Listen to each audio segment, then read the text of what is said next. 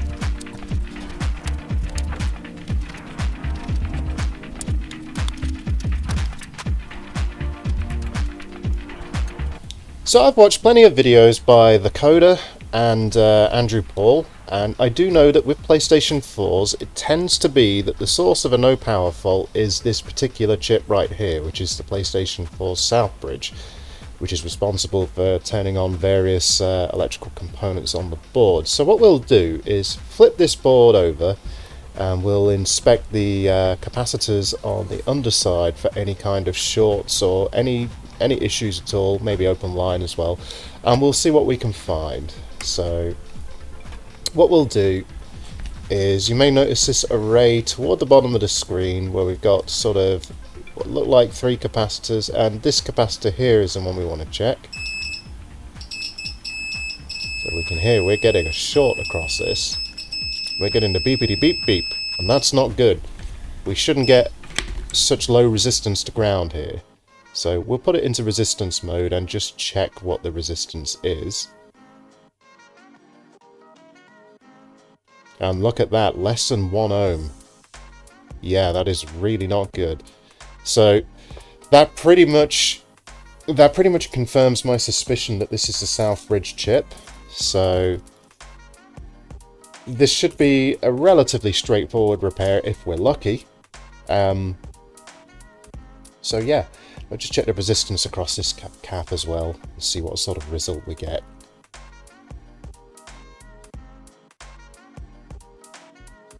What are we getting? We are getting 1 ohm. Yeah, that's definitely a very low resistance to ground right there. We should not be getting that kind of result.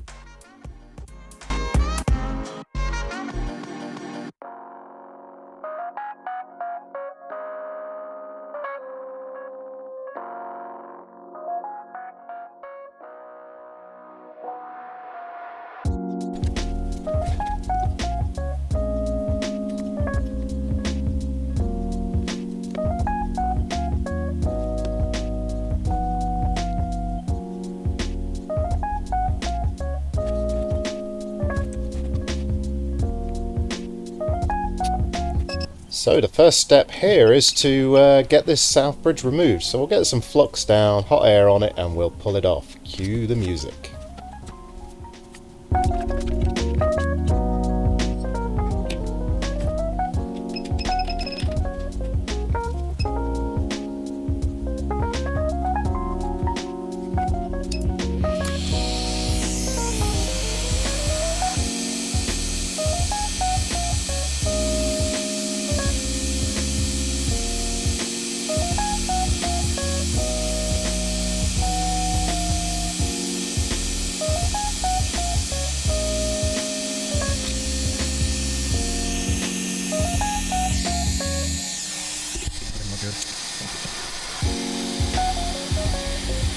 So there's been a small amount of collateral damage from removing that chip, some solder splash, not a big deal. We'll clean that up though, and clean up this BGA pad array as well.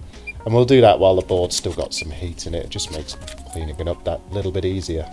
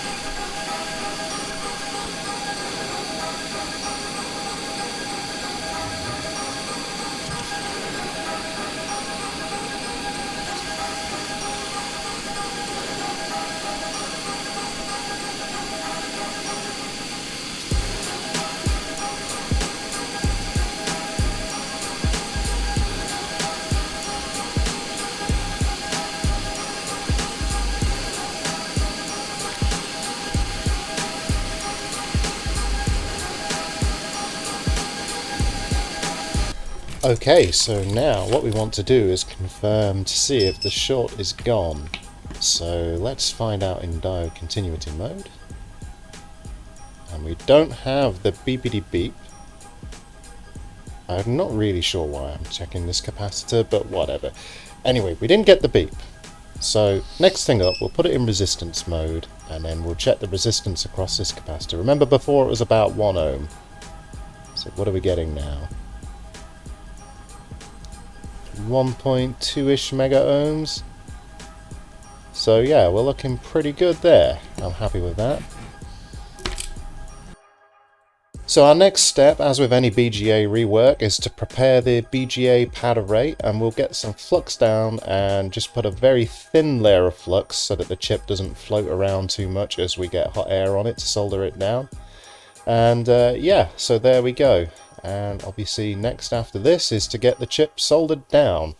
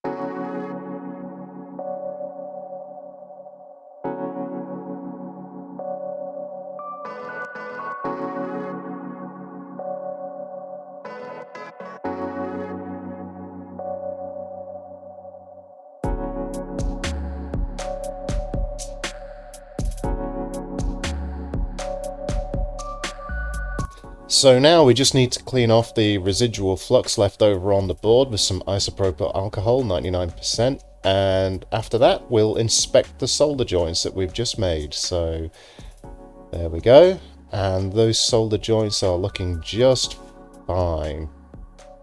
Let's see if we can get a slightly better angle on that. Yep, it's looking good. I'm happy with that. Yep, can't complain at those solder balls, they're looking just fine. I'm happy with that result. More than happy with that result, fantastic. So now we'll just check to see that the short is still gone. So what are we getting? We're getting sort of 700-ish ohms. That's much better than it was before. So now for the reverse procedure of what we did at the beginning, and now we'll just reassemble the console and test. So time to get it back together.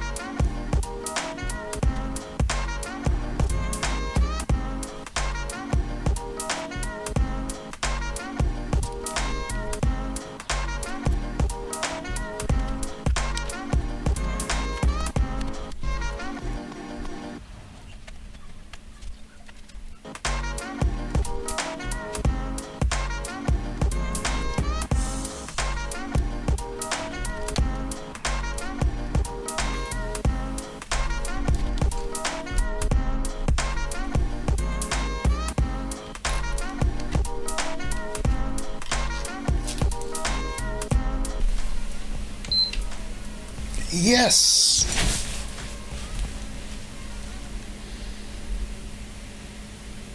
Okay. Very nice.